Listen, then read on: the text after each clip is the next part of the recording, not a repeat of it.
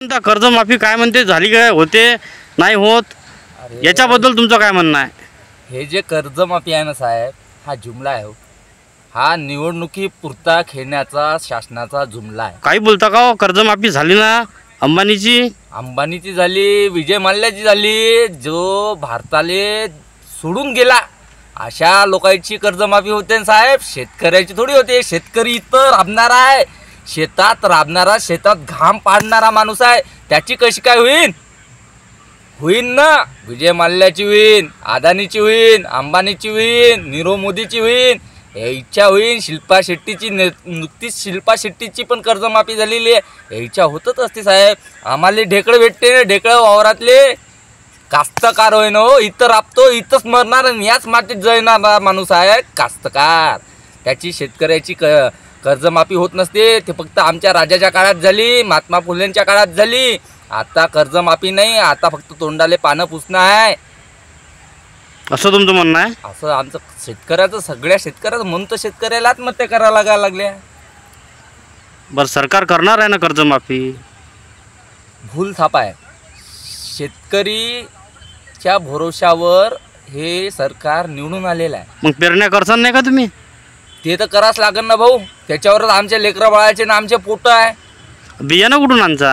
आता बायकोचं जे काही आता असलेलं नसलेलं ते मोडायचं, नाही तर सावकाराकडून कर्ज काढायचं. पीक निघालं, वरच्यानं साथ दिली, पीक निघालं तर ते कर्ज फेडायचं, नाही तर आत्महत्या करायची. तोच पर्याय उरलेला आहे शेतकऱ्याजवळ, दुसरा पर्यायच नाही. इथून पुढच्या काळात आणखी काय होईल काहीच सांगता येणार नाही. सरकारले विनंती करा तुम्ही. अरे असे विनंत्या अर्ज लाखो झालेल्या आहेत शेतकऱ्याने. शेतकरी रस्त्यावर उतरू शकत नाही, कारण की त्याला रोजचं ते शेतात राबणंच राहते. तो त्याला सुट्टी नाही. त्यानं जर सुट्टी केली तर हे सरकार उपाशी मारायचं होय, जगातले माणसं उपाशी मारायचे होय, भारत बेटीस यायचा होय. म्हणून शेतकऱ्याला राबाच लागणार आहे. तरी पण त्या शेतकऱ्यासाठी याच्या जो कुठल्याच प्रकारच्या उपाययोजना नाही. फक्त यायले थापा मारणं एवढं समजते आणि याच्या भरोशावर निवडून येणं एवढं समजते. आणि शेतकऱ्यासाठी कुठलेच धोरणं येणं राबवलेले नाही आहे.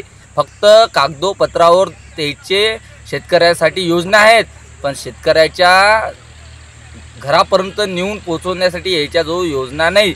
यांनी जसे स्वतःचे उमेदवार वाढवण्यासाठी घरोघरी जाऊन नाही का नोंदणी केल्या, 1.5 कोटी का 1.5 करोड नोंदणी या 6 महिन्यात झाल्या यायच्या. तसं तुम्ही शेतकऱ्याच्या बांधावर जाऊन त्यातले योजना पुरवण्याचं काम करता का? हा तुमचा प्रश्न आहे. हा आमचा प्रश्न आहे. आणि याच्यामुळे शेतकऱ्याजवळ शासनाच्या योजना जात नाही आहे आणि शेतकरी ठार मारला चालला आहे. कर्जमाफी होईल का नाही? कशीच होणार नाही.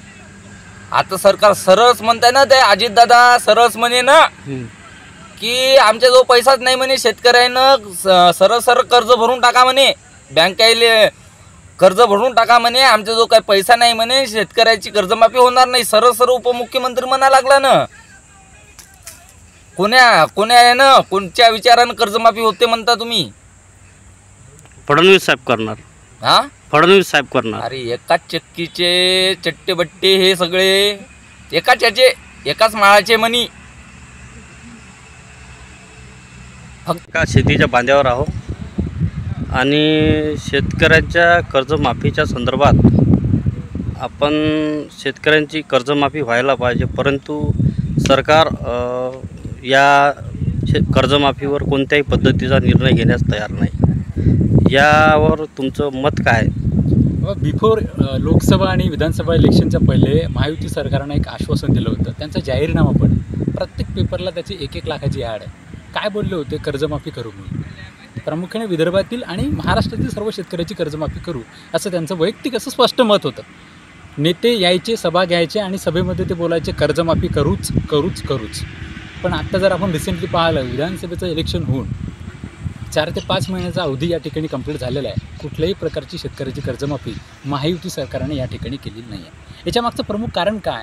आश्वासनं द्यायची, फक्त आश्वासनं द्यायची, पण ती कुठल्याही प्रकारची पूर्ण करायची नाही. यांचा सगळ्यात मोठा मेन प्रॉब्लेम. शेतकऱ्यांना नेहमी गफलत ठेवण्याचं काम हे करतायत. आणि रिसेंटली जर आपण पाहिलं ना, बँकेच्या माध्यमातून शेतकऱ्यांना जे क्रॉप लोन प्रोव्हाइड केलं जातं, पीक कर्ज, हे सुद्धा बँका त्यांना देत नाही आहेत. राष्ट्रीयकृत बँका शेतकऱ्यांचा सिबिल चेकआउट करण्याचं काम करत आहेत. महायुती सरकारतील सगळ्या मंत्र्यांना विनंती करतो की आपण आदेश द्या, बँकांना आदेश द्या त्या पद्धतीचे की शेतकऱ्यांना खरीपच्या सोयींसाठी, पेरणीसाठी जे कर्ज लागतं ते आपण बँकांच्या माध्यमातून उपलब्ध करून द्यावं. NABARD, that is called as national agriculture cooperative marketing federation, ही काय करते, या बँकांवरती नियंत्रण करण्याचं काम करते. आणि RBI, that is reserve bank of India, ही बँकाची बँक आहे. 1935मध्ये डॉक्टर B.R. आंबेडकरांच्या संकल्पनेतनं ही बँक फॉर्म झाली. पण हे सगळे आश्वासनं ना सध्या रिसेंटली सगळे म्हणजे पोकळ वाटत आहेत, पोकळ एकदमच. म्हणजे शेतकऱ्याचा कुठंच या ठिकाणी फायदा होत नाही आहे. आश्वासनं द्यायची, नंतर निघून जायची आणि कर्जमाफीचा प्रश्न फक्त उपस्थित करायचा. विरोधी बाकातील कुणीसुद्धा या ठिकाणी बोलायला तयार नाही आहे. शेतकऱ्यांच्या बाजूनं शेतकऱ्यांची बाजू घेणारा सक्षम कार्यकर्ता, नेता कुठल्याही पक्षात आपल्याला दिसत नाही. मग तो सत्ताधारी असो किंवा विरोधी असो. शेतकरी चळवळीमध्ये काम करणारे आमच्यासारखे फाटके कार्यकर्ते कटाक्षानं सरकारला विनवणी करतात की कर्जमाफी होणं अत्यंत गरजेचं आहे. कारण विदर्भात, प्रामुख्याने यवतमाळमध्ये दिवसागणिक शेतकऱ्यांच्या आत्महत्या होत आहेत. तुम्ही 48 तासाचा जर विचार केला ना, यवतमाळ डिस्ट्रिक्टमध्ये घाटंजी असेल, आरणी असेल, वणी असेल, मी नावासहित सांगू शकतो, जवळपास शेतकऱ्यांनी 14 ते 15 शेतकऱ्यांनी आत्महत्या केलेल्या आहेत. पाण्याचा प्रश्न आहे, शेतीचा प्रश्न आहे, कर्जाचा प्रश्न आहे, असंख्य सारे प्रश्न आहेत. डोळ्यातनं थेंब पडतील, अश्रू येतील, एवढी वाईट अवस्था प्रामुख्याने विदर्भातील, यवतमाळमधील 11 जिल्ह्यातील शेतकऱ्यांची झालेली आहे. पण सरकार याच्याकडे कटाक्षानं कुठंतरी एका वेगळ्या नजरेनं पाहण्याचा प्रयत्न करतं. मी सरकारच्या ठिकाणी निषेध करतो.